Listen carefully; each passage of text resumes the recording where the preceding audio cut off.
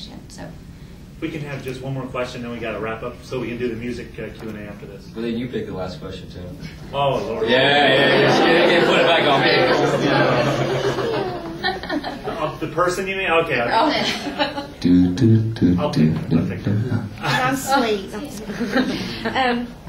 Since Rob did a song for the Twilight soundtrack, have you ever been approached about doing, the 100 Monkeys doing a song, like Keep Awake? That would be funny.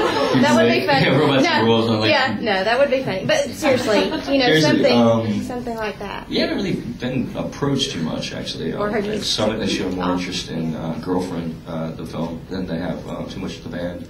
But it's one of those things where I like keeping, my arts separate but equal. That's the way I really look at it. I don't push for them to coincide unless I have a controlling say in it. Like in Girlfriend, we'll be doing a lot of the soundtrack work, and I feel like that's a really great way for the two art forms to collaborate with one another. If they were interested in putting one of our songs on the soundtrack, I wouldn't say no. Right. But it's one of those things to where, it would actually be a band decision. We would have to sit down with all the guys and be like, hey, do we want to put our song on the soundtrack? I'm sure all of us would say yes. Except for maybe, one or two, maybe one of the bands, who knows. There's two bands, so you never know which one. It's great. But I would, I guess. I don't know. It's one of those things like if people want to hear our music, hey, that's awesome. That's great. Like I'll get pretty much any film, one of my songs or one of the band's songs, or I'll just clap my hands. Maybe that'll make it on the soundtrack.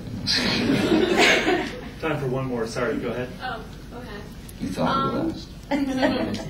So I just wanted to know, do you think it's more difficult to do roles when they're like pre-established in books? Because people have their own perception of what it's going to be like. Is there more pressure? Is it more difficult? I think so. I haven't had that much experience with it before Twilight, but since Twilight, I was really nervous going from the book to playing it in films, especially once we started filming and kind of like the amount of attention we were getting just in filming. I was like, oh. Hope I'm doing this right. It's kind of like, and it's just, we all were. We were all like really nervous about it because, it's hard. You do have a lot of stuff like given to you, which is nice because it's all there prepped out for you, and you have your entire backstory and everything. Sometimes as an actor, you're just given a script and you're just given like this certain, like maybe a year in the life of a character. Sometimes if you're lucky, you get 15 years in the life of a character, but usually you only get like a month. And so it's hard to show those things like that, and so you have to make up your own backstory. And with Twilight, we were able to kind of have a backstory. At least I was able to have a very vivid backstory that I could draw from, which was really nice. But at the same time, it's kind of like for me, like Catherine and I talked a lot about the accent, because I can have my accent out a little bit more, but I try to cover it as much as possible, like in every day. So because I was they beat out my accent when I first got to LA. They're like, no, you will not talk like you're from Texas. You will have no voice. It was great. But it was it was nervous because it's like one of those things, like, should he have an accent? But it's like he's been around for like maybe 50 years as a high schooler, and maybe not. Maybe he's been in the North. You can't maybe have that accent. So it's like all these little kind of nuances. Like, how do you stand? Like, how do you look? Like, how do you meet Bella for the first time? Like, how do you want to eat somebody? Like walking through a cafeteria. It's like, how do you do all these things? And hopefully the people who love the book will look at it and say, yeah, that's the way I imagined it. Or at least if they're like, well, it's not the way I imagined it, but I'll accept that.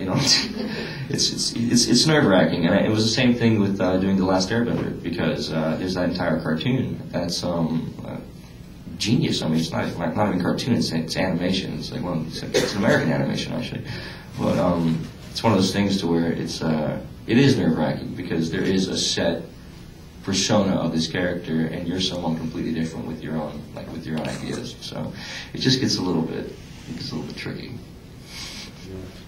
I had Just to add to that, the first thing I did was based on a true story, and I felt all this pressure as well.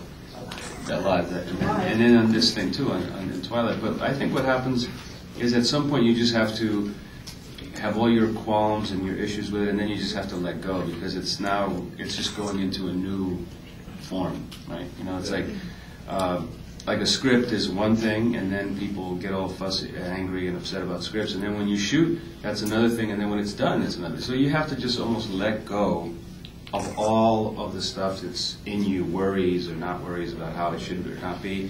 It just comes to a point where you just got to jump off that cliff, and then it becomes what it is, sort of, you know. Becomes what it is. I'm a wise man. It's genius. Cool. Thank you, guys. Hey, thank you. Really fantastic questions. That was really lovely. Thank you guys very much. If everybody wants to stay seated for a minute, we're going to bring them out, and then we're going to bring in the music panel for the music Q&A. And then if y'all want to. I'll see you tomorrow. Yes.